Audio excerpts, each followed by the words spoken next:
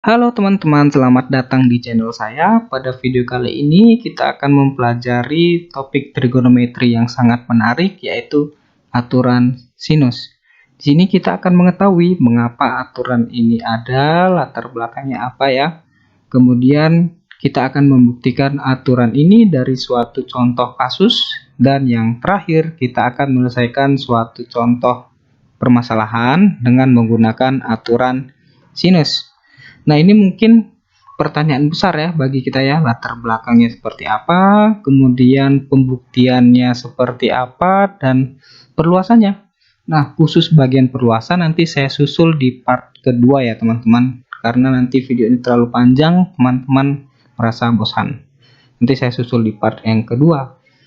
Oke, nah konsep apa yang harus kita punya sebelum kita membuktikan aturan sinus? Tentunya adalah perbandingan trigonometri.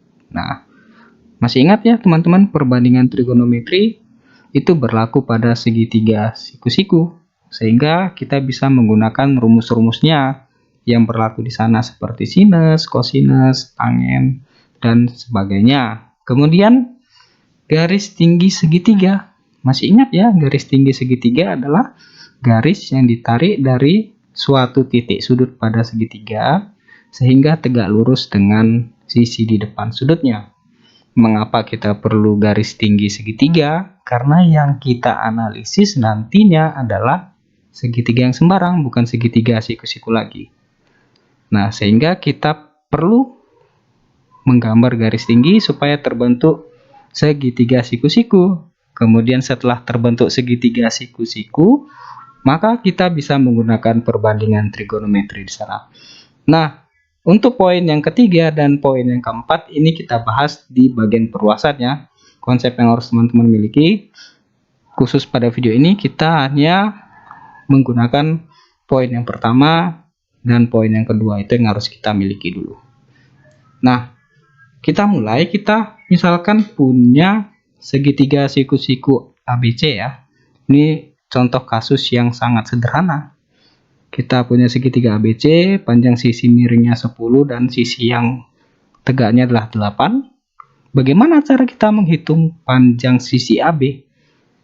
Pastinya teman-teman sudah tahu ya, sudah familiar ya, pastinya menggunakan rumus dari atau hukum dari Pythagoras.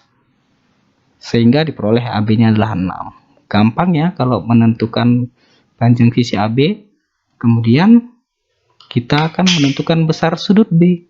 Gampang karena segitiga ini merupakan segitiga siku-siku, maka berlaku perbandingan trigonometri. Teman-teman bebas mau menggunakan cos sudut B, sin sudut B, tangen sudut B, itu nanti nilainya sama.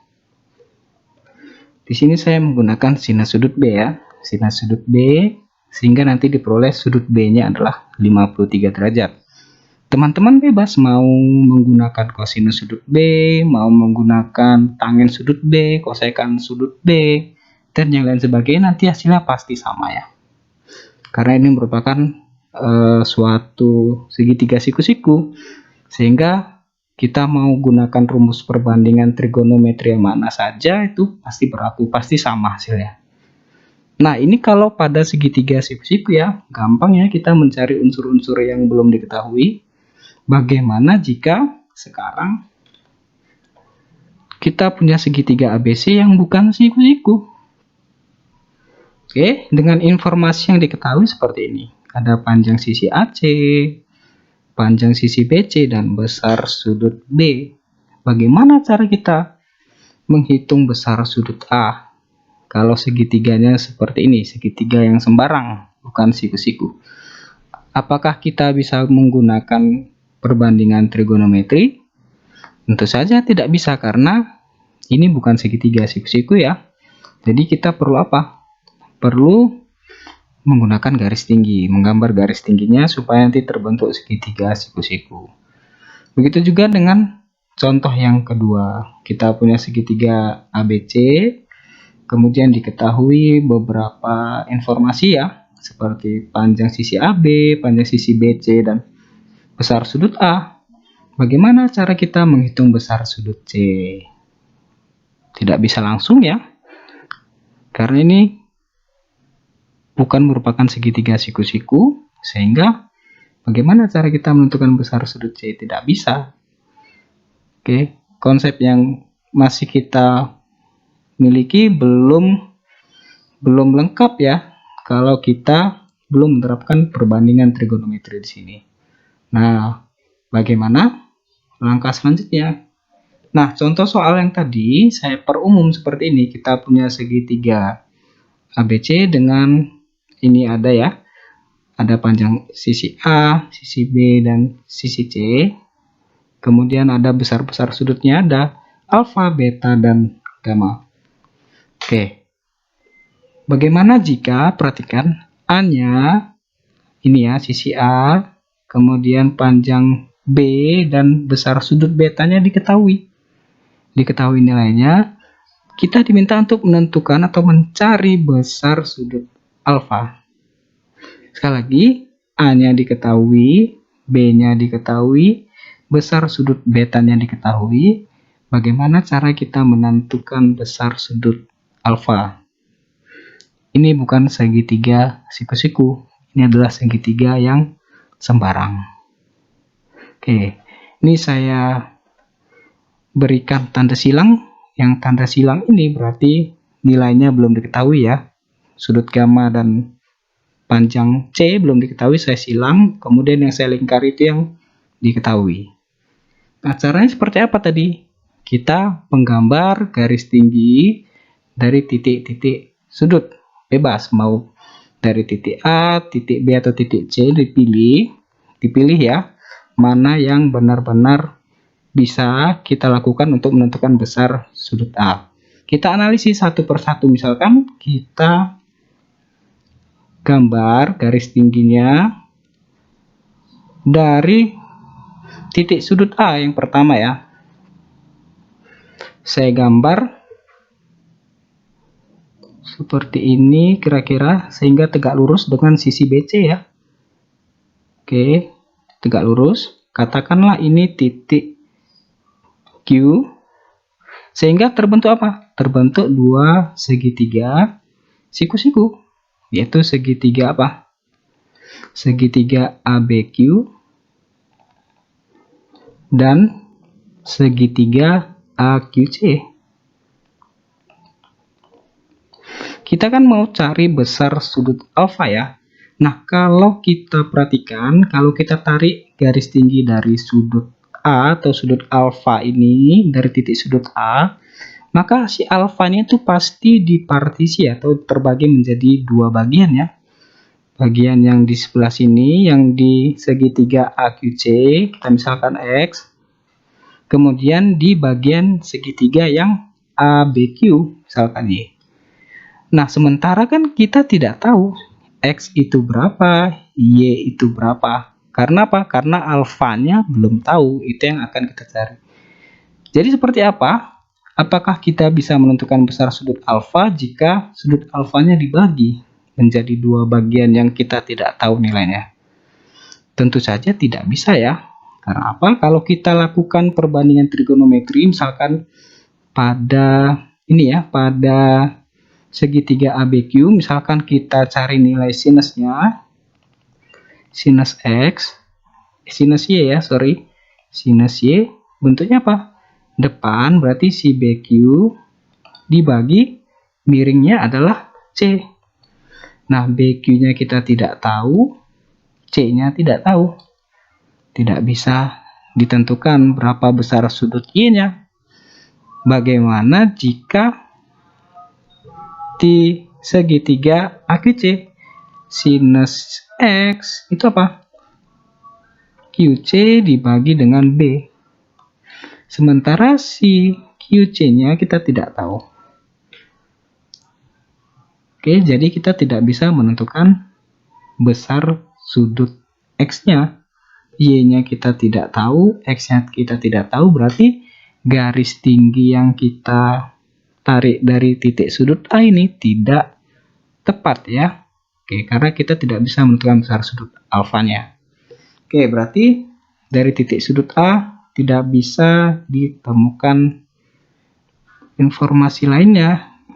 yang mendukung kita untuk menentukan besar sudut alfa. Ini saya hapus lagi. Berarti kalau bukan dari titik sudut A, kita coba dari titik sudut yang lain. Misalkan dari titik sudut B, saya gambarkan apa yang terjadi kalau saya tarik garis tinggi seperti ini dari titik sudut B sehingga tegak lurus dengan sisi AC. Oke. Misalkan ini saya berikan P ya, sehingga tinggi segitiganya adalah BP. Nah, apa yang terjadi? Misalkan kita terbentuk dua segitiga siku-siku ya, segitiga BPA dan segitiga apa lagi? BPC. Oke, coba kita cari nilai sinus alfa. Oke, sinus alfa dari segitiga BPA ya. Oke, sinus alfanya apa? Berarti BP depan dibagi miringnya adalah C. Sementara di lain pihak kita tuliskan sin gamma ya. Sin gamma dari segitiga BPC, sin gamma itu apa? BP kita bagi dengan A. Nah, karena sama-sama punya tinggi yang sama, ini BP sama dengan BP, berarti ini saya bisa tuliskan BP sama dengan C dikali sin alfa ya. Ini juga BP sama dengan A dikali sin gamma. Nah, hubungannya apa? Berarti C sin alfa sama dengan A sin gamma. Tujuan kita tadi apa?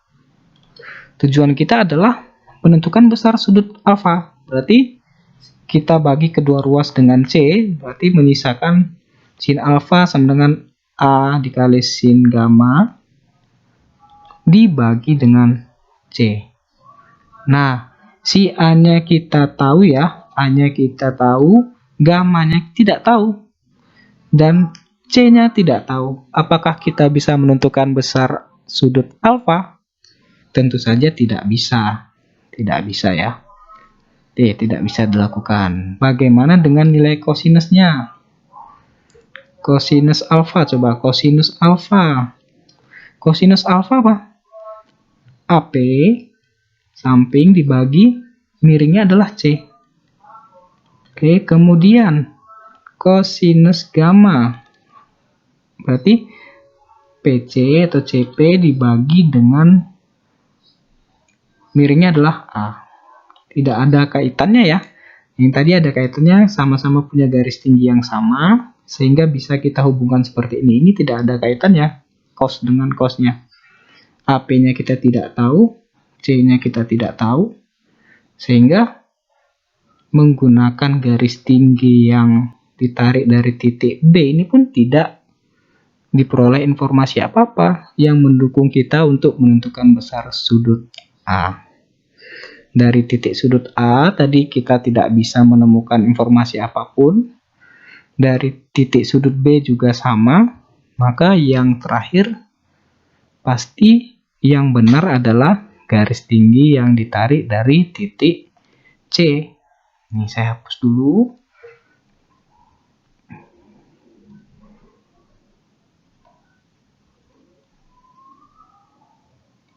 Nah, kita buat garis tinggi yang sesuai ya tentunya. Tadi sudah kita analisis dari titik sudut A tidak bisa, dari titik sudut B tidak bisa, maka yang pasti adalah dari titik sudut C. Misalkan garis tingginya adalah OC, nah apa yang bisa kita lakukan? Apa yang bisa kita lihat? Terbentuk dua segitiga siku-siku, yaitu adalah segitiga AOC dengan segitiga BOC. Nah, kalau terbentuk dua segitiga siku-siku berarti kita bisa menggunakan rumus dari perbandingan trigonometri. Terbentuk dua segitiga siku-siku ya, AOC dan BOC. Nah, karena OC itu berada di hadapan sudut alfa dan sudut beta, ingat sekali lagi, karena OC berada di hadapan sudut alfa dan sudut beta, maka kita bisa gunakan perbandingan trigonometri sinus ya. Sinus. Nah, sinus itu apa? Sinus itu depan dibagi miring. Oke. Kita bisa tentukan nilai sin alfa dan sin beta. Nah, sin alfa apa? OC dibagi B ya. Oke. Sehingga OC-nya adalah B. Sehingga OC-nya adalah B dikali sinus alfa. Kemudian dari segitiga BOC kita peroleh sinus betanya adalah OC per A, sehingga OC-nya adalah A dikali sin beta. Nah, sini kita punya dua nilai OC. Ada B sin alfa, kemudian ada A sin beta. Oke. Hubungannya apa? Berarti B sin alfa sama dengan A sin beta. Ya, karena OC-nya sama. Berarti B sin alfa sama dengan A sin beta. Kita kan mau cari nilai sudut alfa ya. Maka kita bagi kedua ruas dengan B. Oke, diperoleh seperti ini. A sin beta dibagi B. A-nya diketahui, besar sudut betanya diketahui, panjang sisi B-nya diketahui. Maka sudut alfanya dapat ditentukan. Oke. Tadi apa? A-nya diketahui, betanya diketahui, dan panjang sisi B-nya diketahui. Sehingga kita bisa menentukan besar sudut alfanya. Nah, mengapa kita tidak menggunakan tangen? Nah, kalau tangen apa? Tangen alfa berarti depan, berarti si OC dibagi sampingnya si AO. Sementara AO-nya ini kita tidak tahu berapa. Sementara dari segitiga BOC kita peroleh tangen beta adalah OC dibagi dengan OB. Nah, OB-nya kita tidak tahu berapa ya. Nah, makanya satu-satunya yang mungkin dan pasti adalah rumus perbandingan trigonometri sinus. Ini adalah yang mungkin, yang lainnya tidak mungkin. Sinus dan juga mungkin inversnya bisa, kosekan bisa, tapi secara umum kita gunakan sinus ya. Nah, kosinus tidak bisa, tangen tidak bisa, maka yang bisa hanya sinus. Oke, kita peroleh besar sudut alfa. Kemudian setelah kita peroleh besar sudut alfa, ya, kita diminta untuk menentukan panjang sisi C. Bagaimana caranya?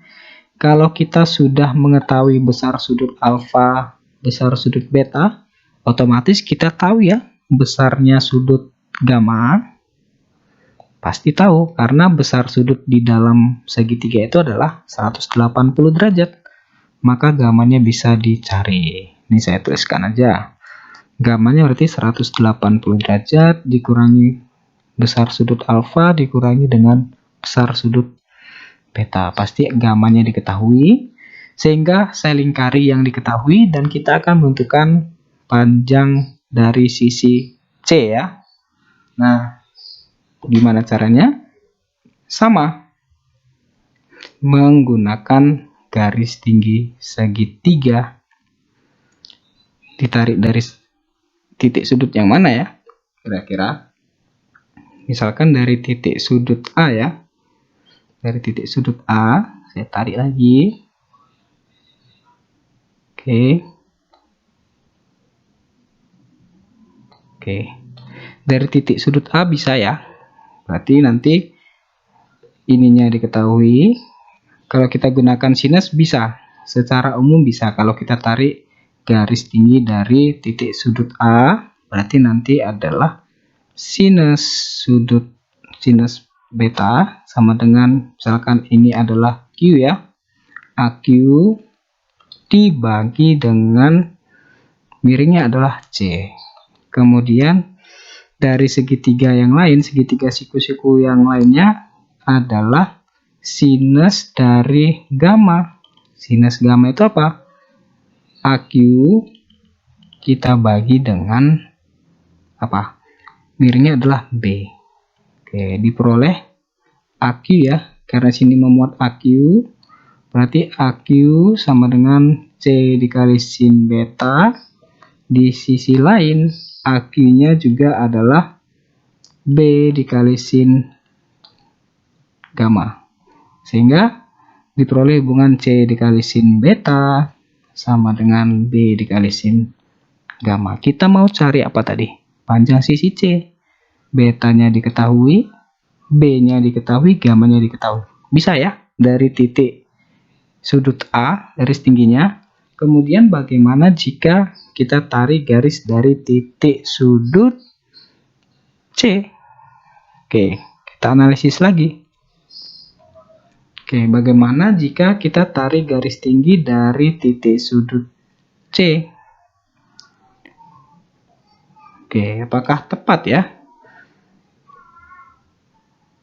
Oke, misalkan seperti ini. Anggap tegak lurus, misalkan ini P, garis tingginya ya, CP. Apakah kita bisa menentukan panjang sisi C-nya? Terbentuk dua segitiga siku-siku. Kita bisa gunakan, atau terbentuk dua segitiga siku-siku ya. Segitiga ACP dan segitiga BPC ya, BPC. Oke. Kita cari nilai sinusnya. Sinusnya adalah sinus alfa ya, dari sini sinus alfa. Sinus itu apa?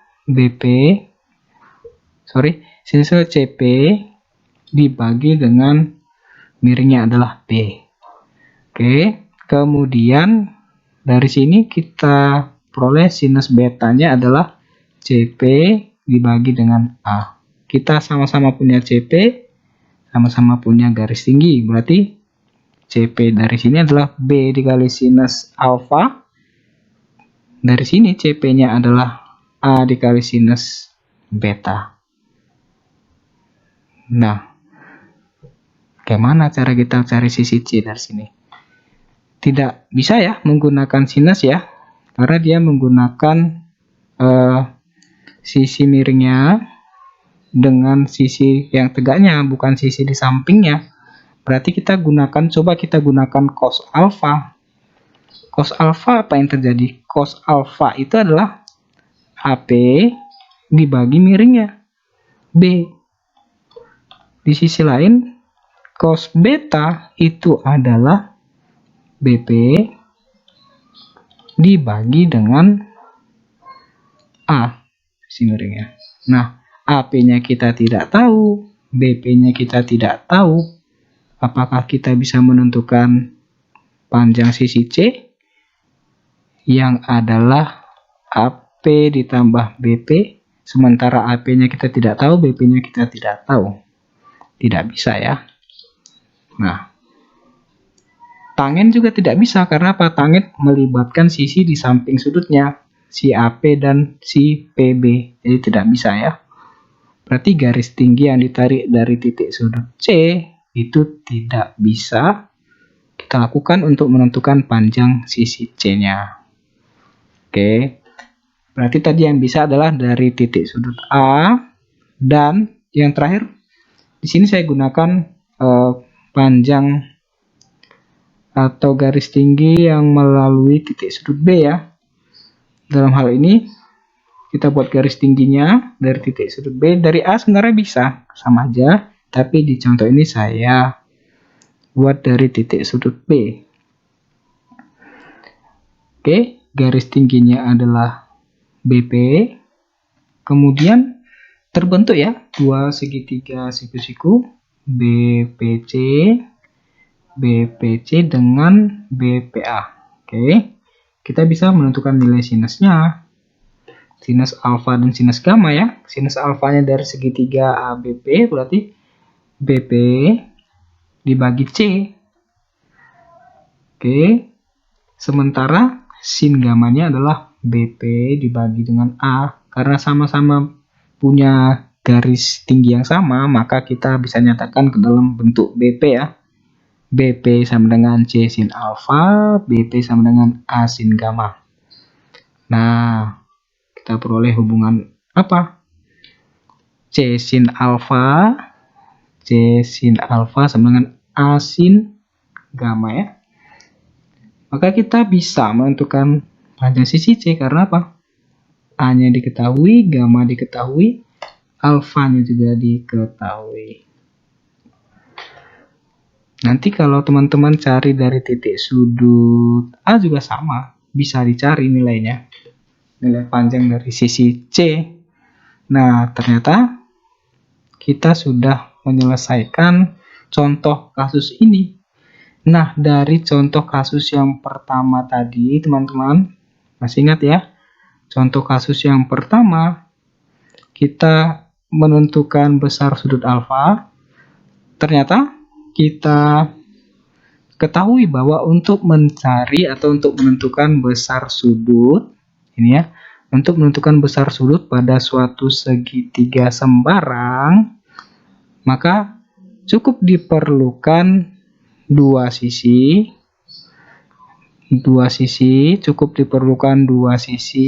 dan satu sudut di depan salah satu sisi.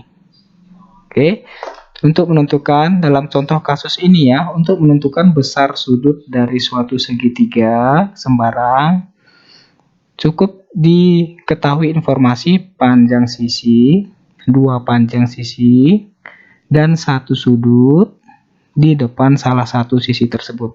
Nah, satu sudutnya yang mana? Ya adalah beta. Nih. Oke, panjang sisinya yang mana yang diketahui? B dan A. Jadi dua sisi diketahui, dan satu sudut di depan salah satu sisi. Nah, ini sudut ini di depan sisi apa? Ya sisi B. Ini. Oke. Itu yang pertama yang kita peroleh. Kemudian untuk kasus yang kedua, untuk menentukan panjang dari suatu sisi pada segitiga yang sembarang. Sekali lagi, untuk menentukan panjang sisi dari suatu segitiga yang sembarang, maka minimal kita harus punya apa? Minimal kita harus punya dua sudut. Oke, minimal kita harus punya dua sudut. Perhatikan yang saya lingkari. Oke. Dan apa? Dan satu sisi di depan salah satu sudut tersebut. Oke. Sekali lagi, untuk menentukan panjang, ini dalam contoh kasus ini ya. Untuk menentukan panjang sisi dari suatu segitiga sembarang, kita cukup memerlukan dua sudut. Oke, dua sudut dan apa? Dan satu sisi di depan salah satu sudut tersebut. Nah, si A ini di depan sudut apa? A ini di depan sudut alfa. Oke. Nah, dua sudut, sekali lagi, dua sudut dan satu sisi di depan salah satu sudut. Cukup seperti itu ya. Nah, oke, kita sudah mengetahui